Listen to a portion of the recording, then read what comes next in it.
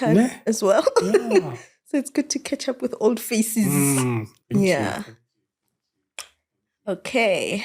In 5, 4, 3, 2, 1, we are back, and welcome to Voices of the Fraternity with myself, Manda. And this is a place where people from different career journeys come, share their journeys with really the purpose to educate, but also to inspire someone who might find themselves in the same journey to know that somebody has walked this journey and you have footsteps to actually follow. We release an episode every Sunday at 1 o'clock. So thank you for being here. And for those that are returning subscribers, thank you so much. For the new ones, welcome, and I hope you stay. In today's episode, I've got an entrepreneur. So this month of September, we are speaking or having a chat with entrepreneurs, and they're going to share their journeys. But as usual, we never start at the end. We start right at the beginning. And today I've got Philani Mutebane, PH, aka. Yes, ma'am. PH, like I said, I'm very excited to have you and to see you after such a long time. Right? Yeah. It's good to be here. I've been contemplating, thinking, yeah, I wonder how I'm going to look. I'm going to actually try to look as smart as I could. And represent. But yeah, for real, I'm excited. Thank you so much for thinking of me. Yeah. Well, I've followed the conversation. Very informative. And then I think this is doing quite well. Thank you. Kudos to you. Well done, man. Thank you, sir. To kick off, I'm going to give you a word. Okay. And then you're going to sing a song that has that word in it. Isn't it early for that? Angry, you're asking me, do we sing? I was like, he doesn't know. Okay. Piano. Piano. I think it's the one. Oh, piano. Piano. Piano. Asalali emakaya. Right? Yes. Fortunately, my kids keep me sleeping at home. And my wife makes sure of it. Hey, rather play the piano here. Yeah. A second word, beautiful. Beautiful.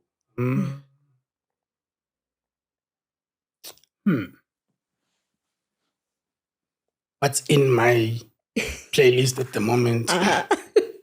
There's other words. Thinking. Beautiful. You want to help me? I'm thinking of a song that we used to sing a lot at Elam. Yes. Oh Lord, you're beautiful. Fitting, right? Yes. Your face is all I see. Yes. And when your eyes are on this child, your grace abounds to me. Beautiful song, beautiful message. Yeah. Not No, full for of real. Nice, that's a good one. Yeah. So for those that don't know, I met you when I was at Tux. Yes.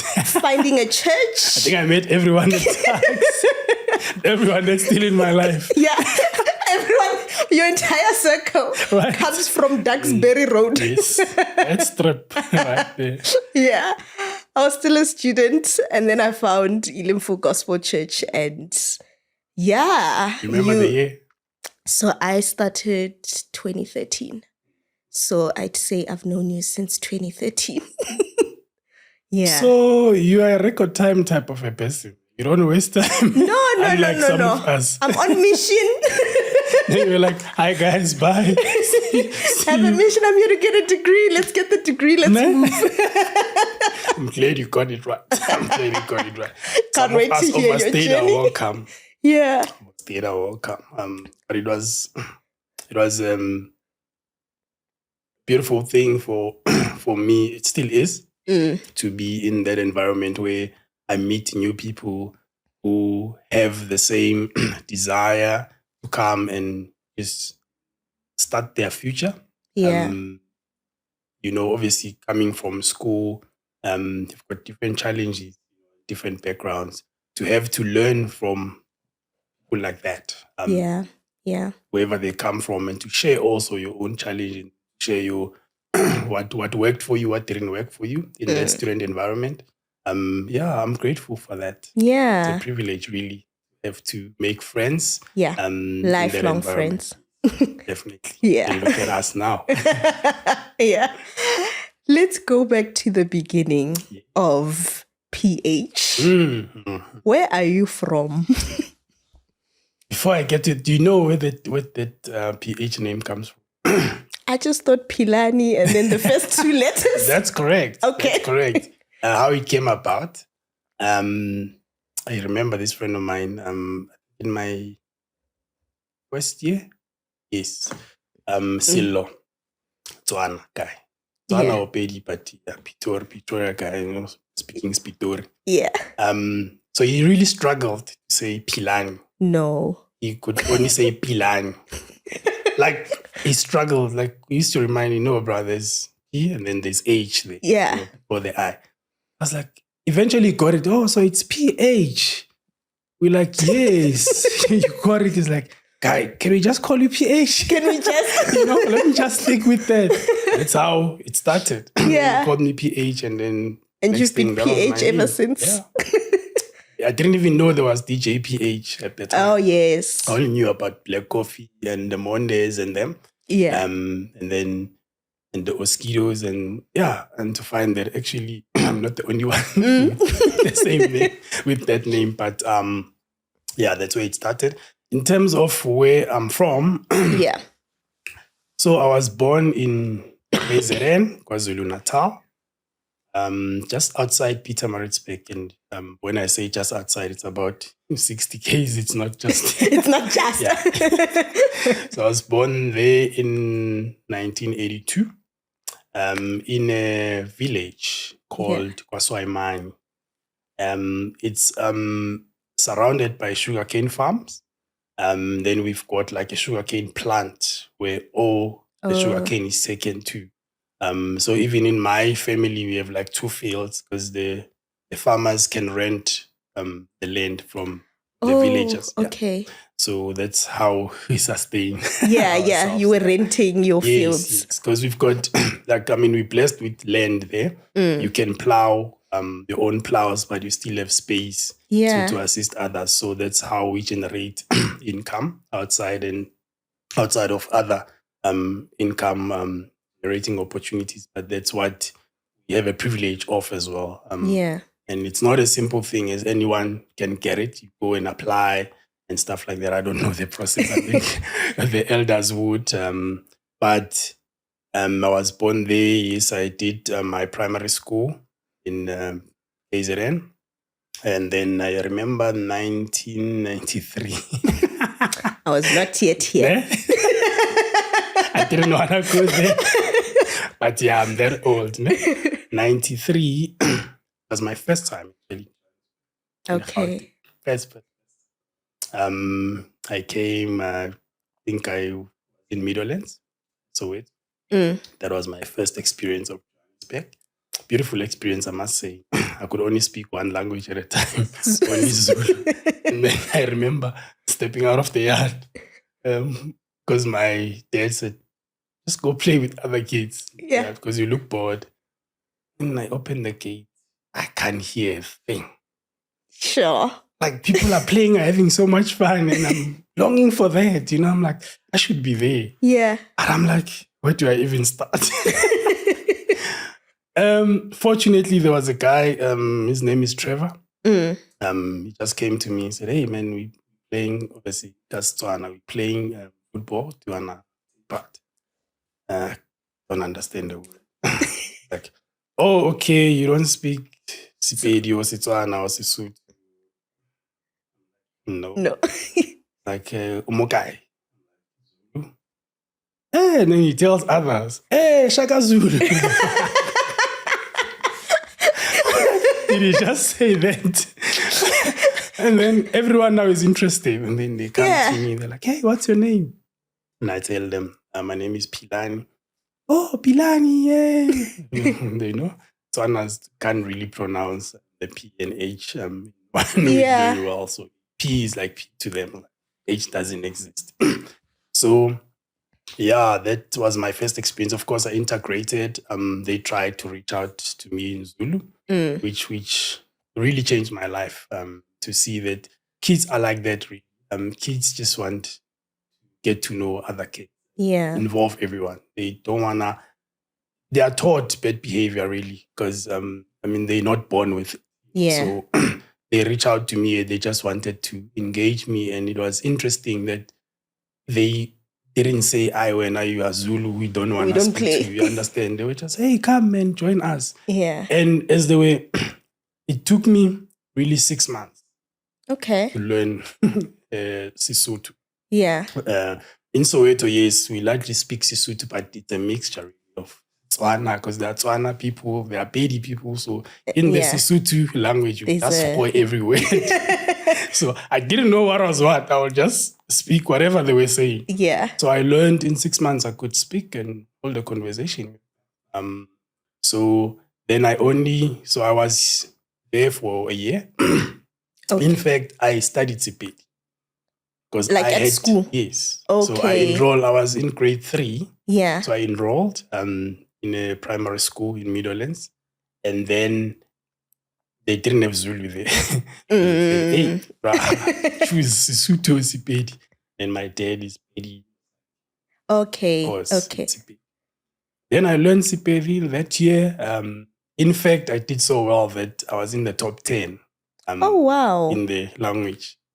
You're just naturally intelligent. I think I catch languages very quickly. Okay. Somehow. I don't know how, but I haven't done justice to that as well, because I haven't opened myself up to learning other languages, and I still know that I can. There's an opportunity for me too.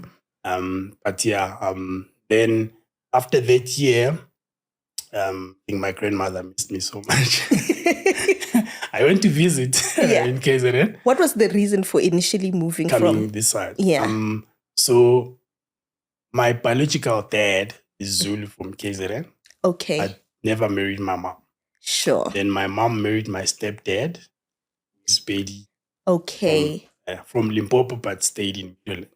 Got you. And when my mom moved to this side, and then she moved to okay. Yes, I was the only child. Okay. My siblings were not yet born. So then when I visited my grandmother in December, she convinced me to stay. Oh. I was a kid, man. It's like, all right. Yeah, like I didn't even tell my mom or my dad that I'm not coming. Oh, I was with my mom, of course. My mom knew. Yeah. Mom kept, are you going? Are we going back? Well, no. Yeah. Back. I don't know why I felt, I think because that's the home that I knew, Yes. As much as Meadowlands became a new home for me, but it was still pretty new. And I felt that, it's good to be back here, let me continue where I left off. People were not pleased that I just ditched them. Then 93, then I continued, 94, then I continued with my studies, primary school studies, until I finished primary school, then started high school, still in KZN. Then at the end of grade 9, I think, at the end of grade 9, then I came this side again. Okay. So when I came this side, so I had to convince people that I'm not going to teach them. Yeah, I'm back for But you are the same guy. Like, how are you now back and you want us to believe that you're going to stay? Hey, I'm like, they are right. I'm that guy. I just ditched everyone and left. But I realized that, no, man, it's an opportunity for me to spend time with my family. I think that time my sister was born, comes after me, Moloko. Yeah. So I had that longing that I want to get to know my family and bond with my sister. By the way, I prayed for her. Oh. Because I was an only child for a long time. Yeah. So Yeah, as a kid, I got easily bored. Because seeing other friends who have like Who their have siblings siblings. and When they go What's- home, at least you know, the fun still I continues. understand. I'm like, with me, I have to leave my house and go find someone to play with. Yeah. You know, because I did have cousins, but they also like went to their own families, their own Yeah. dads. Then now to be me and my uncles. My uncles were older. Yeah. So yeah, when my sister is born, then then I moved to this side. Fortunately, my aunt convinced my stepdad. Oh, this person is a kid. Yeah. Doesn't know any better.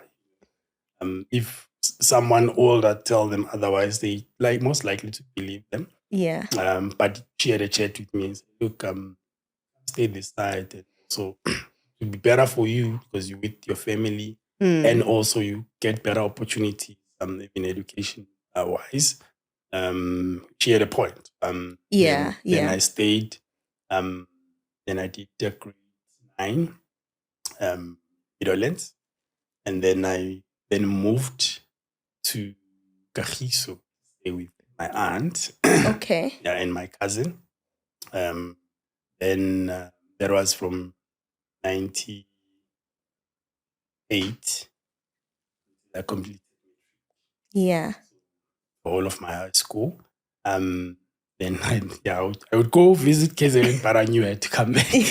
Now I'm you're older and stationed wiser. I understand. I'm in older and wiser. Gauteng. And also, I'm seeing the future. I'm like, I'm in high school now, so I need to know where I want to go. Yeah. Yeah. Having to start now researching about universities. And the dream and the goal has always been, at home, there's no one who been to university, and I have to be the first one. Yeah. Coming from the village in KZN, I knew I needed to find an opportunity that will allow me to achieve that. Yeah. And then, I completed matric, Kagiso, then went to UP. Before we even get there, you said you're saying something so interesting that you were the first one and you knew that you wanted better opportunities. Now, I find there are two types of people. You grow up in a place where there is no one. And you either get swallowed by that because you're not exposed to another life. So for you to have that thing of, I want to be the first one, who did you see? What were you exposed to that you were like, was it a neighbor or where did you see it? Because exposure plays such a big role in our ability to actually dream and say, how there's a university, there's that. And I know you were in Gauteng. Maybe your exposure was a bit better in that regard. But what? Interestingly enough, the dream of university actually only started while I was in KZN. Okay. Still, yeah. So before I went to school, primary school, I had to take out Kekel grades. Yeah. Remember, my uncles were older. I was the only youngish boy. Yeah. So those were my chores. Sweeping the yard and having to be sent to the shops. And then so having to do that every morning. To me, yes, it wasn't a thing of why am I doing this, because it's what I knew. Yeah. But then somehow that also was motivation for me to say, I wonder how other people live life out there, Then we did, there was a book, which I can't remember the name of the book, which we read in primary. Yeah. Was this guy who also had a similar lifestyle as me. He had to wake up in the morning, sweep the yard, take cattle to graze, take them to the dip on a particular day, then go to school, and used to walk to school a longer distance. And that guy had a dream of going to Wits University one day. Wow. And to be a doctor. Yeah. Nothing that was happening around him stopped him from achieving. His plan worked out so well that after school, he knew he needed to study. After studying, he knew his chores needed to be done. He had to go and sleep and wake up early, Yeah. do his chores and go to school, but he never neglected his studies. So I drew inspiration from that story of saying one day I wanna go to university, and fortunately I was able to absorb things during school hours. I didn't have in primary school. I didn't have to put extra hours in the day. That gave me opportunities where I was invited to go write exams in order to secure scholarship. So I would go now and then, but the strange thing is, I think our teachers were bad planners. So what would happen is, while I think it would be on a Saturday, we had the whole week, and they got all the information. They had to choose a student that will go represent the school. I'm told Saturday morning, while I'm there in the fields, watching the cattle and playing with other boys, people are looking for you. People are looking for me. But they know I'm here. No, they're like, no, people from school. I don't understand what you're talking about. Why would someone on Saturday look for me? No, your teacher. My teacher? What have I done? On a Saturday. You understand? On a Saturday. She had called me on Friday. And, and I'm scared now. I'm like, oh, I wonder what I'd done. And then I would go, and then they're like, leave the cattle, we'll take off them. And then I would go, and they're like, we know you haven't even bathed, but just wash your face and change. There's a taxi waiting for you outside. Hey, taxi, where is he taking me? Oh, inside, there's my teacher. Explain, hey, you're going to write an exam. Imagine, if I had known early in the week, I would have prepared for the exam. 11, going to write an exam. All I'm thinking of, man, is my grandmother's kettles, what we're doing with the boys there, and the fruits we're eating. I don't even know what I'm going to be assessed on. I go, write exams, come back. Of course, it was nice. I met new people, ate nice food. Yeah. Came back. That happened like multiple times. Okay. That was part of the motivation that I'm recognized. I'm being seen as someone who has potential. I didn't get those scholarships because I was not ready. Like, I think the people that I was assessed against, they were prepared, but I was not prepared. That didn't materialize, but then that became part of the inspiration. Then I used that myself to say, I need to establish a life for myself that will be beyond this, beyond what I see. Yeah. Because you see on TV, like, how are people living different from us? Yeah. Then you try and do your own research, but really the inspiration came from that book and my circumstances in primary school.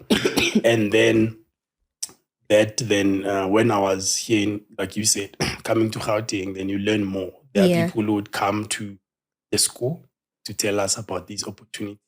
Like, I only knew about accounting, engineering, teaching, HR. Know the common ones? Yeah. A doctor and then HR. No, never knew there would be things like gaming and AI and all these things, coding. Yeah. Those came now. Bro, like these things. And actuarial sciences. I'm like, what do you see? I'm like, what's that? Yeah.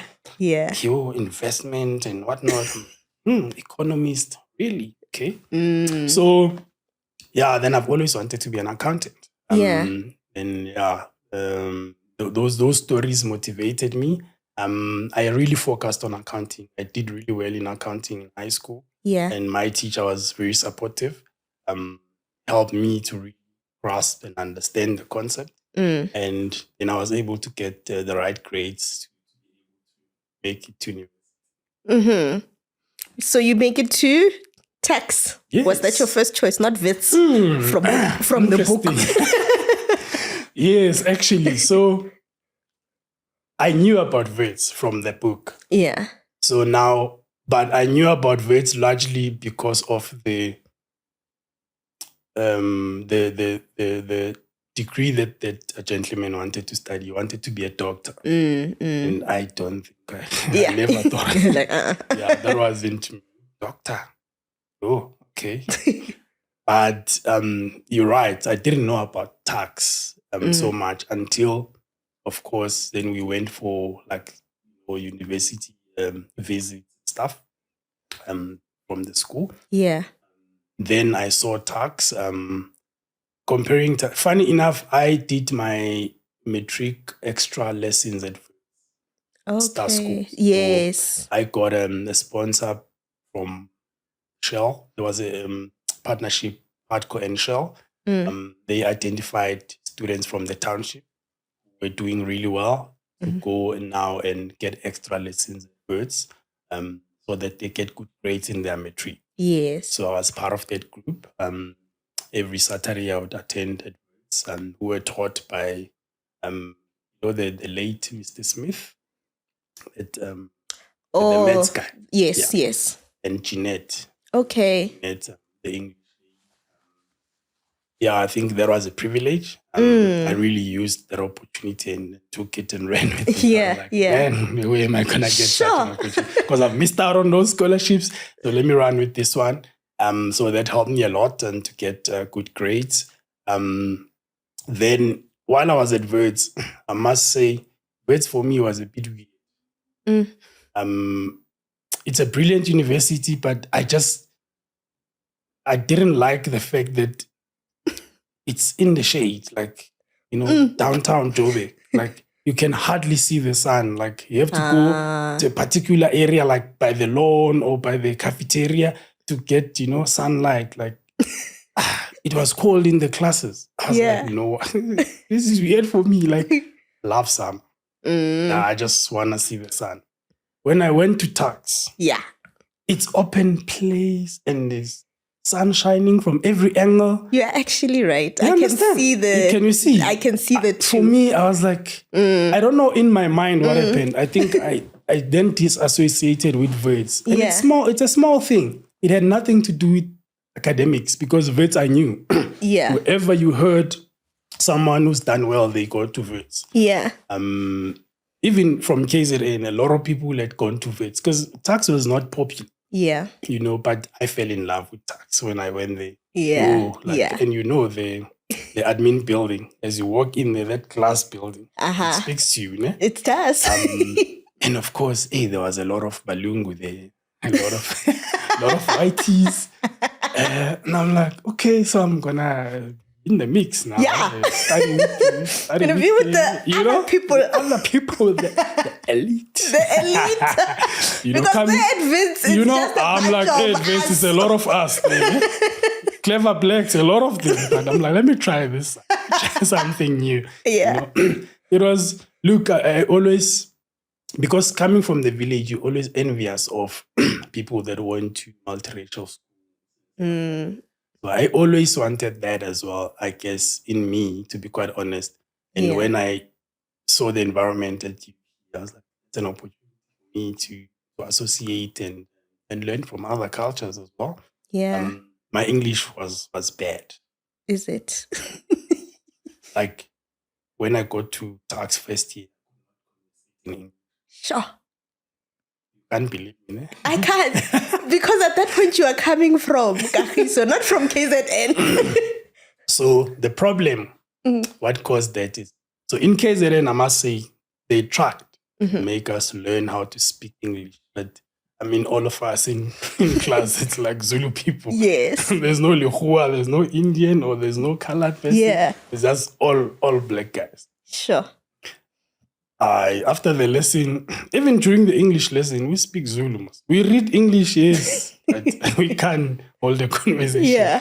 So now, even when I went to Kagiso, Meadowlands and Kagiso, there are people that could speak English, but then when we're amongst ourselves, we don't speak English. We speak our own languages. So my vocab grew mostly in those languages. And when I didn't have the confidence, maybe I lacked vocab as well, because my English was then limited. Yes, of course, I would understand because I've done English at school, but having the confidence to speak, it was Italian. Tax. Then we did English of Tax, EOT. Yes. Actually, what helped me to be able to speak English was the gentleman that wrote the EOT books. Okay. Professor Vederman. He said, I can see there's going to be a challenge in this class. There are people who never say a word. Yeah. And it's not that they've got nothing to say. They have a lot to contribute, but they are limited. Yeah. Others are confident to raise their hand and speak in English, but these other people are excluded. Whether or not they understand, but they can't participate. Sure. So what I'm going to do from next week onwards, everyone that can't speak English, stay behind. Hey, we're like, what's going to happen now? And then we stayed behind. He said, okay, I know your problem. You don't have to tell me. Yeah. The problem is you don't speak English amongst yourselves. Yeah. So you know this English thing and you have the vocab. It won't develop because you don't conversate amongst yourselves. Sure. So I'm going to put you in an environment where you're going to teach each other and learn all together. No one's going to laugh at you. All those that speak well, they won't be part of this. Yeah. So he put us in a group. He said, I want you, when you live here, all of you, none of you must speak your mother tongue. Yeah. English must be your primary Speak language. this broken English that you know. And if you laugh all together. Yeah. Because you're laughing at yourselves. No one is laughing from the outside because they can speak better. All of you have a broken English or you can't speak well. Yeah. So if you laugh, it's fine. But encourage each other to speak. The little words that you know, speak and research what they mean. Yeah. Look at the dictionary, correct each other if you will. That actually changed our life. Yeah. Yeah. We started speaking this broken English, laughing at each other. Some people were really bad. I thought I was bad, but they were worse. Some people were like horrible. I was like, what? Because the guys were had this political background. Okay. They're part of is it SASCO? Yes. The youth. The ANC student chapter. Yes. So they're speaking this political English, even big words that don't really fit the context. And we're like, what did you just say? Actually, that doesn't mean this. It means something else. That sounds fun. It was. Yeah. It was really fun. It broke the stigma of having to be scared to speak because people are going to think small of you or think you're not smart because we associate speaking English with, being educated or smart. But in that environment, we're all this. Yeah. If we're dumb, we're all dumb. So, and that was not the case because those kids were pretty smart. Some of them have a PhD student. Yes. Yeah. So we actually helped each other out. Thanks to that man that realized the issue. At the end of that year, we all could raise a hand in class and ask a question in English. Sure. Hence, I can speak to you. Otherwise, you'll be interpreting. And have subtitles. Exactly. So I'll keep you guessing. Is it Zulu or Setswana or Sepedi? So when you were at Tux, did you study accounting? So first year, I did a preaching course. Okay. Now, hence, that environment I was talking about. And then when second year, then I had to choose which become I wanted to do. And I wanted accounting. Yeah. But I didn't know there was something called financial management, internal audit, informatics, and all these other people. I had no idea. Become law and I just knew there was, you can be a lawyer. How you do that, I didn't know. So I really had given it my all in accounting to even high school, to really do well so that I can pursue the CA route. Yeah. Then obviously second year, then I made friends. Then some of them were struggling with the CA thing. It was tough. Yeah. I remember some of my friends were like, hey, we're switching over, man. We're leaving this accounting. We're not doing this thing. Someone said, I've been doing accounting. What is it? 110. Yeah. I'm doing accounting 110 and I'm struggling with it. I'm like, what's in this accounting 110 that people are struggling with? Yeah. But I also wanted to know for myself. But then what I did, I actually did a BCom General. Okay. Because I was like, so this other lady at the admin building actually said, you know what? A lot of people, then they pick a path Yeah. Then now they try and pursue this path, and if it doesn't work, then start a different thing. But if you do become general, you can actually take multiple or different modules. Then you will choose which one is your path. I thought that was great advice. And I did that first year. Then I fell in love with auditing. Okay. Yo, man, I was like, what is this thing about controls? Oh, this is so cool. Yeah. You identify a risk and you can actually think about how to stop it from materializing. And you're actually not doing it for yourself only, you're doing it for a whole organization. So you can help an organization to actually achieve its objectives. Yeah. Then I ran with that. Hey, you're an auditor. And we're not here because of your auditing. Today we are here on your other. Yes. And that was just another path to get to your entrepreneurial skills. Not skills, journey. Yeah. How did that begin? How did Makepisi start? That's another good one. It's interesting that even that was inspired by my life, my journey in KZN. Yeah. Yes. So the word Makepisi, it's in English, you can say it's a cap enthusiast or someone that is known for wearing hats. So now my neighbor, he was a taxi driver. In KZN, taxis used to be a thing. Like they used to have names, and the whole back seat underneath it to be like a speaker. Yes. With like your Twitter, your Boost, and whatever. So like loud music. So that gentleman was very famous. Whenever like people went on excursions or trips or whatever they wanted to use taxi, was always booked. Yeah. That guy was always wearing hats, different type of hats. And he was called Makepisi. Oh. Yeah. So then I fell in love with that character.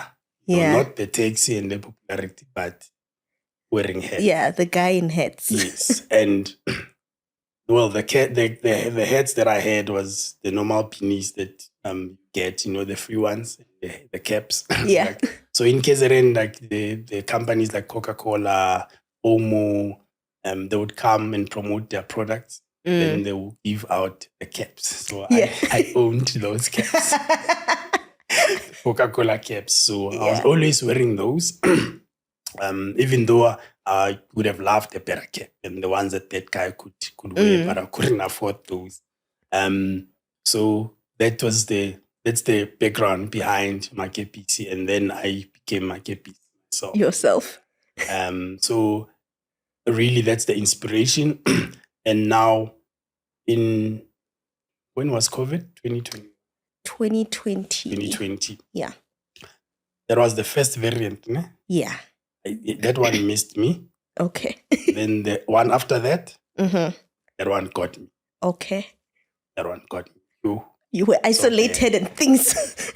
So bad. So I'm driving from dropping off the, I think it was in Sika at that time, my elder son. Drop him off, I drive home. I think I bought a Red Bull on my way because I was a bit exhausted. Yeah. It was even a Monday. I drink this. I buy no sugar one or what? No sugar or I check it's the original. It tastes weird. Oh, because you lose taste. Exactly. I couldn't taste it. Yeah. Like, what does this mean? I drive into the complex. As I get out of the car, I start sneezing. Non-stop. Oh no, this is not good. Can't taste. Sneezing. Yeah. I'm going to tell my wife, what's happening? Go check up. Yeah. Go test. Drove out.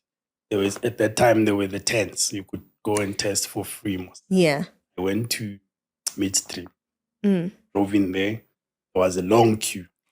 Yeah. People are sneezing. I'm like, okay, we all have this thing. All have this thing. Let's just spread it amongst us. But now I'm scared because you're like, hey, people have been dying. Yeah.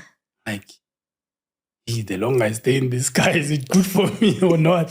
I'm scared. I don't know. So I'm busy checking on the phone, like the symptoms. Like, what do they do to you? Like, yeah, what's the dangerous ones? Am I okay? Yeah. My wife keeps on checking. Where are you now? I'm telling you, I'm in the queue, still waiting. Then I did the test. Then it says, yeah, you have COVID. Yeah. Then they said, go home. Make sure you're alone. Yeah. Don't stop anywhere because you're very highly infectious. Yo. Go home, stay indoors, isolate. And I call my wife, hey, you guys better vacate the house. So then, like, They must leave.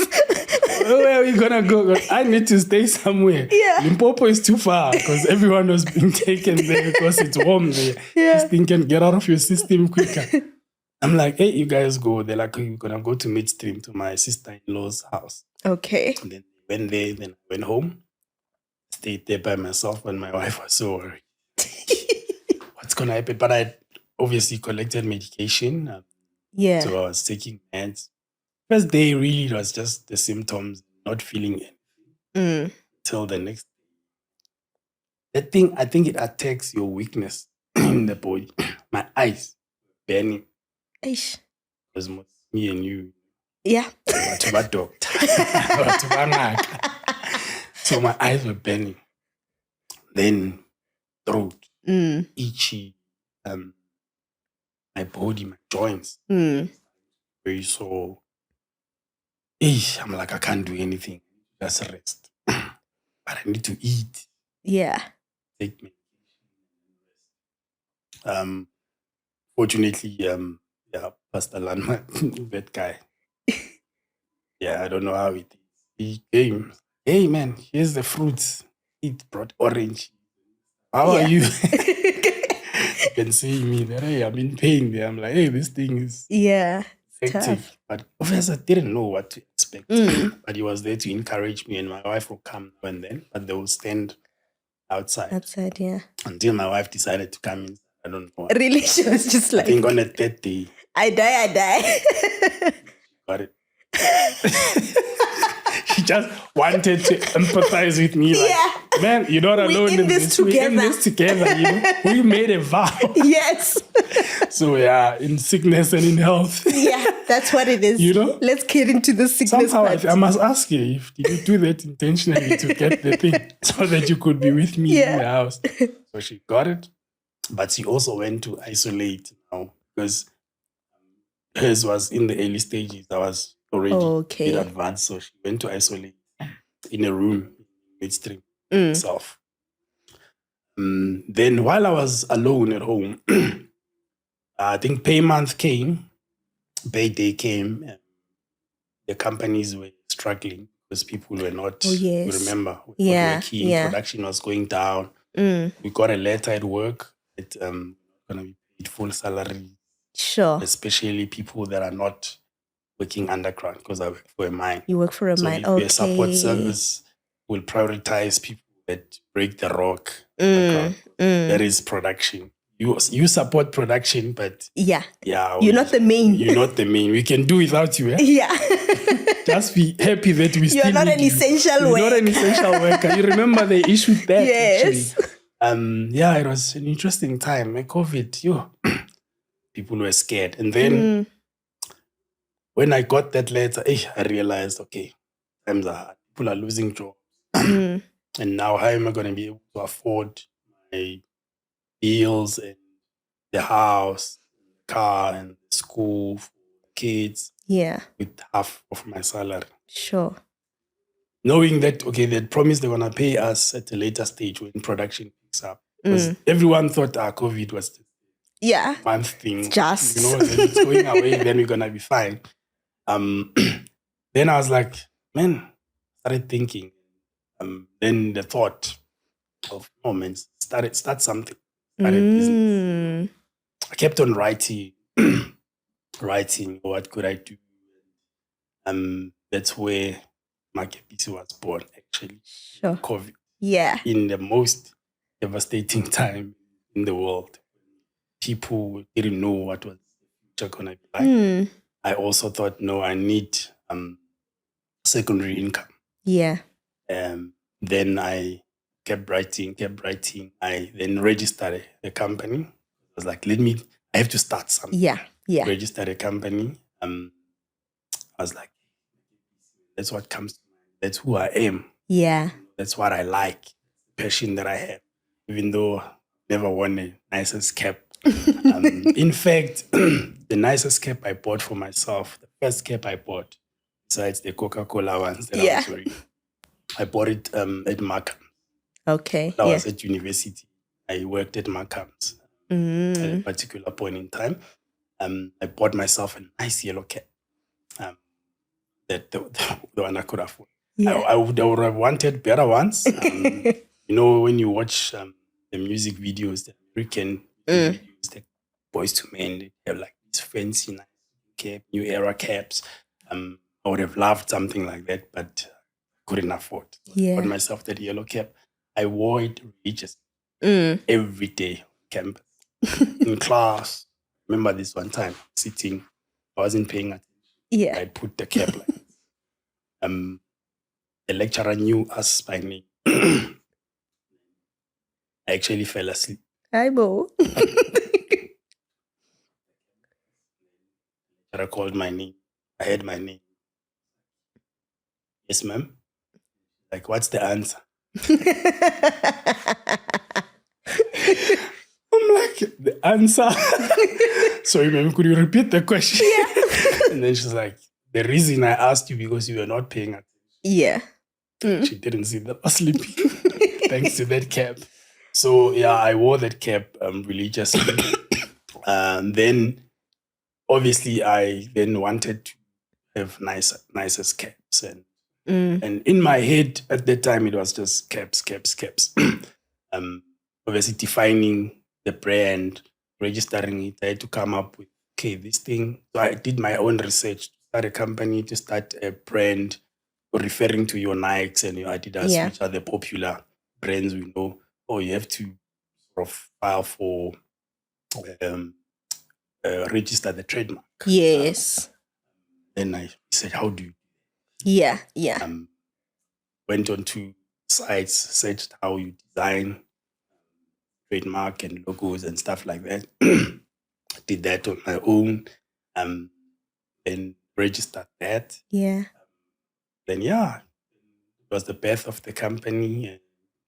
Did a few samples. All on my own. Yeah, that's very impressive. From dealing with CIPC to register. Tell me about it. Now you've trademarked the brand. Yeah. That's all on your own. Obviously, the transition was between I think the next variant. I think it was 2021. Yeah, I think. That's when I got it. 2021. Because the company I registered it in 2021. Then the trademark in 2022. Or the other way around. I started with the trademark and then registered the company or something like that. Yeah, can't remember exactly the sequence. But all that happens within the 2 years, 2021, 2022. Then the company is operating. I've got samples. Now I'm looking at final product. Yeah. But now also where am I going to sell this? Like, it's all good and well to have it. Where am I going to sell it? So I do my own research. Okay. Sell online. Okay, you can sell on WhatsApp. Start a business account and a catalog. That's what I wanted to start with. I'll start there. And then, of course, there are markets that you can go to and interact with clients. Then I looked for those.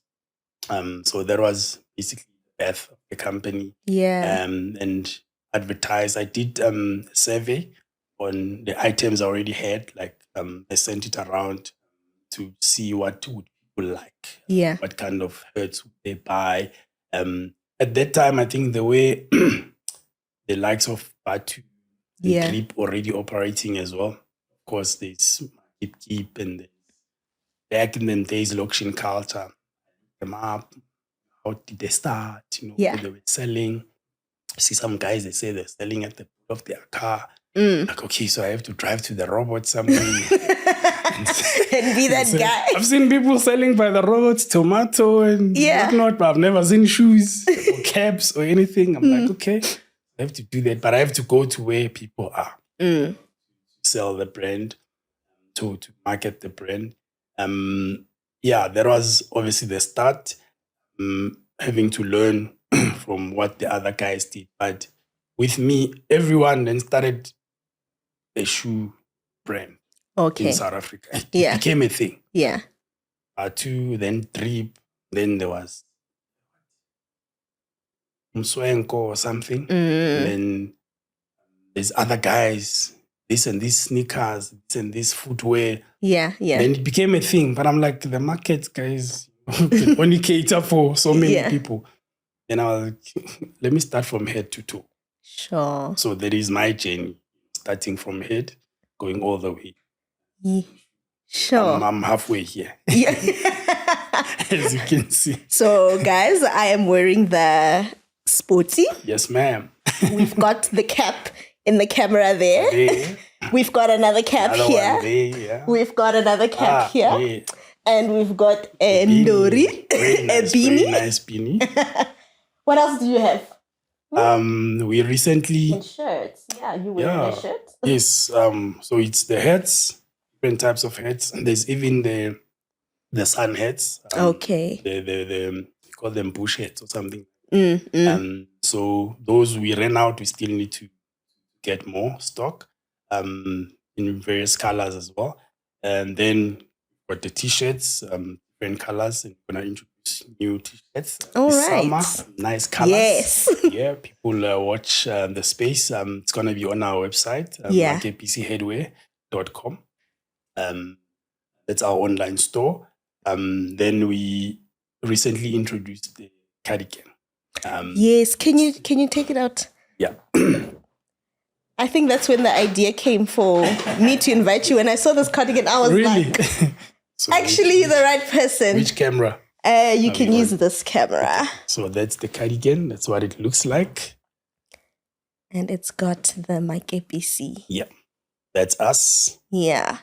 So this is the first color that we introduced. The next color is black and white, which is in production at the moment. Yeah. Yeah. So there's black and white coming, and there's been a request for more colors. Yes.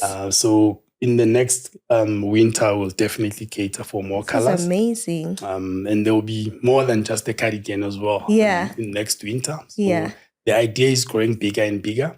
The brand has so much potential. These actually, I think we left with 3 items in stock. They went quickly. Very quick. Very quick.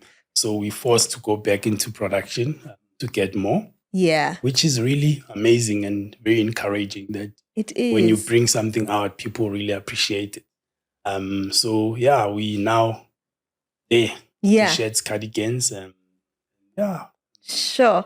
Keep coming. When you speak of production, every time I hear of entrepreneurs in the textile spaces, they'll say, and then a wrong batch came. Oh my God. They misspelled something.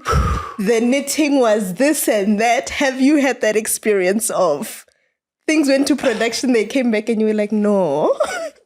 You know, I'm very scared of that. Yeah.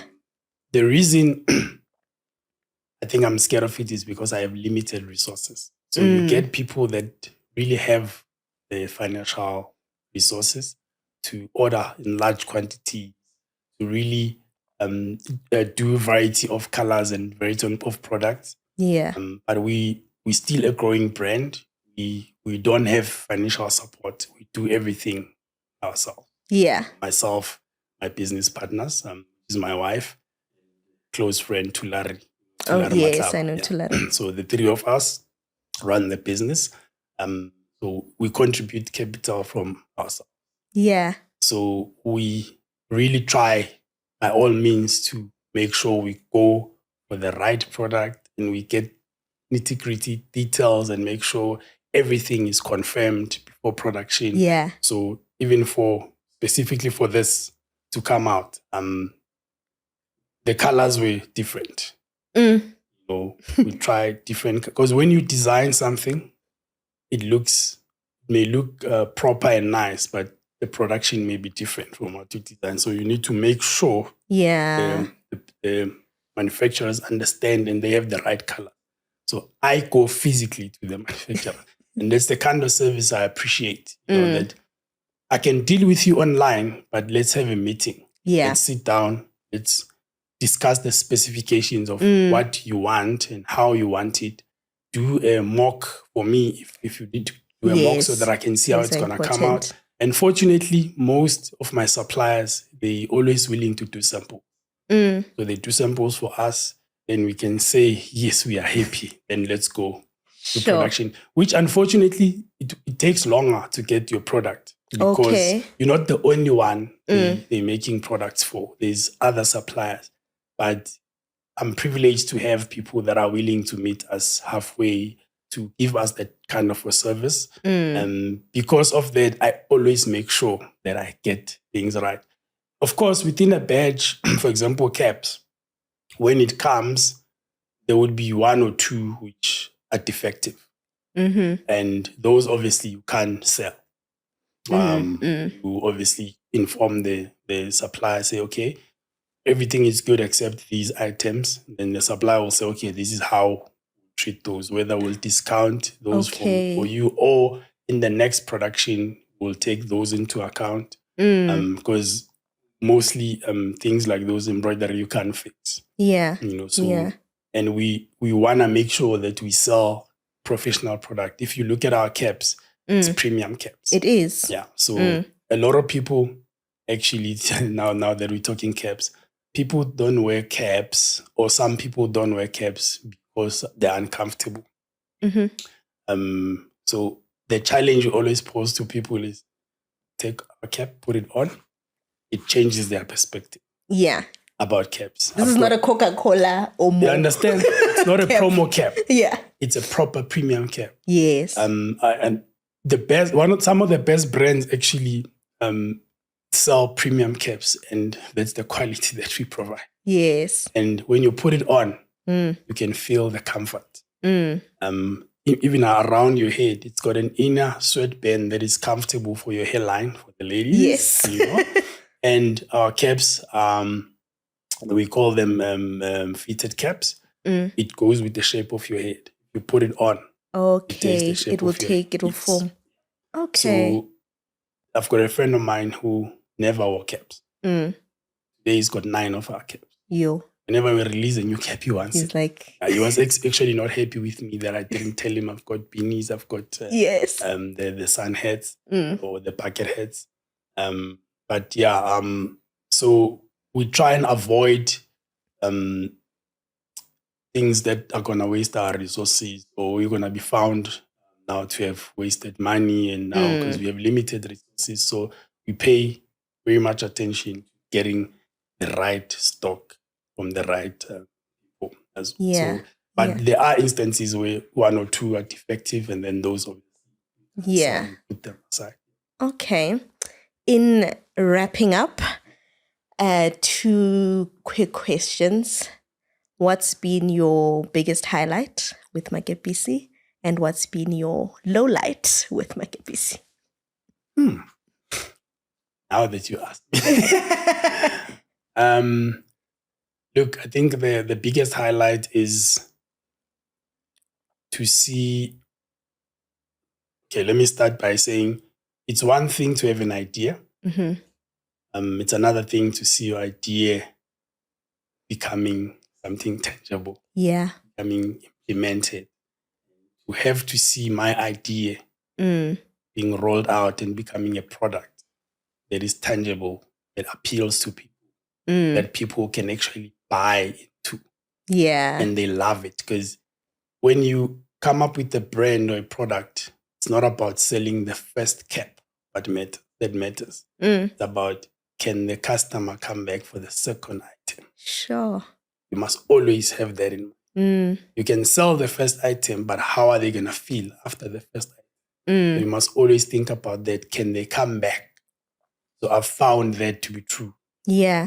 People we've never been to other provinces except Gauteng and Northwest. Yeah. The reason for Northwest was because the people that we sell, we use their market. They also have Okay. a place in Northwest where they sell. So we're forced to go there. But that time is coming for us to go to all the different provinces to really promote the brand, because we haven't really done justice. But we've sold items not only in Gauteng, we've sold in KZN, Eastern Cape, we've sold in Northwest, we've sold in Mpumalanga, we've sold in Limpopo. Sure. Where else? Obviously, KZN, we haven't sold in Cape Town yet. Cape Townians, do the right thing. Cape Townians coming for you. But the idea is to go promote the brand in all the provinces. Yeah. Get it closer to the people. At the moment, there's a huge demand for our brand, especially in the golf space. So makes sense, because they're always in the sun. Right? And we've been trying that element as well, bringing sport kind of caps.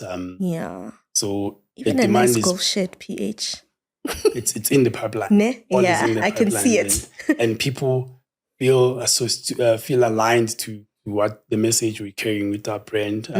People, especially those who are cap enthusiasts, they really appreciate our brand and they really love it, and it resonates with them. The word Makepisi, as much as the motivation was from KZN, but if you take it Transvaal and up to the north, Transvaal is very old. Yeah, it's giving. Gauteng. You've been on earth. Up Limpopo, you will learn that it actually is a surname in some other parts of Makepisi. And now when you take it and break it down in the Setswana or the Sotho or Sepedi language, you can see that if it says Makepisi, Kepisi being the cap, right? Yeah. Makepisi being many. Yeah. Yes. So it's got that multifaceted message. Yeah. The origin of it resonates with a certain group of people in the country, but the brand itself still communicates the message to another. Yes, a different group, message, same brand. So the idea was to really build a brand for South Africa. Yeah. You know? And some of the South Africans have taken the brand up to it's somewhere in France. Yeah. It's in there, in Ireland. Sure. Through some of my colleagues. So yeah, it's developing footprints where I never thought. So really, that's the biggest highlight for me, to see the product being consumed and being appreciated. And people, because you think people are buying because, you know, they like want to support you because they are your friends, but to see now people whom you don't even know, customers I've never met some of the clients that we have from different provinces, and they joining our brand. We really appreciate that. And to all our customers, we value you. And we're going to come close to you, come interact with you. We're going to come bring more items that you're going to love. And there will be more, because we have the database of our customers. There will be more benefits for those who have been part of our brand. Sure. You know, have been supporting us. We're building something for you, something interesting. We really, really appreciate all of you. Sure. That's been the highlight. Low light. Low light, I must say, so between myself and my business partner, we were blessed with, of course, my wife is affected by default. We're blessed with kids at the same time. Like our last born. Were born the same month. Sure. Last year.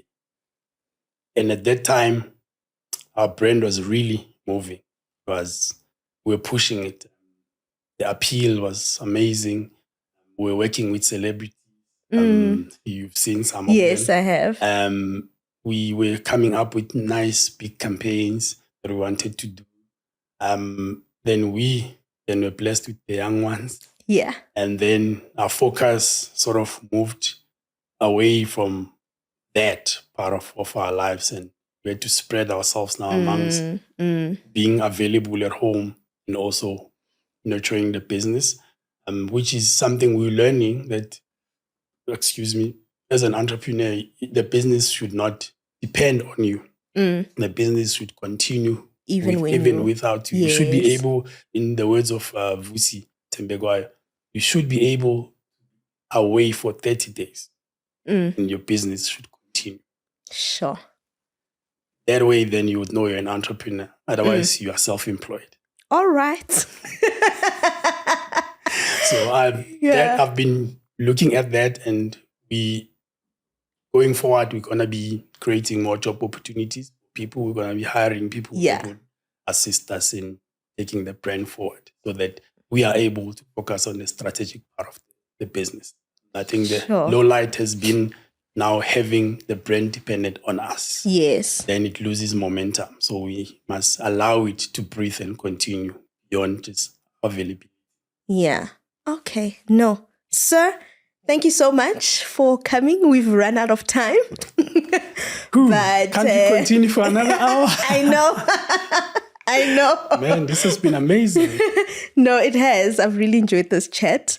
To the viewers at home, I really hope you enjoyed. Please leave us a comment, a like. Please share with your friends and your family. And until we meet again next week, sharp, sharp. Yes, everyone. Thank you once again. We're done. Man, this was great.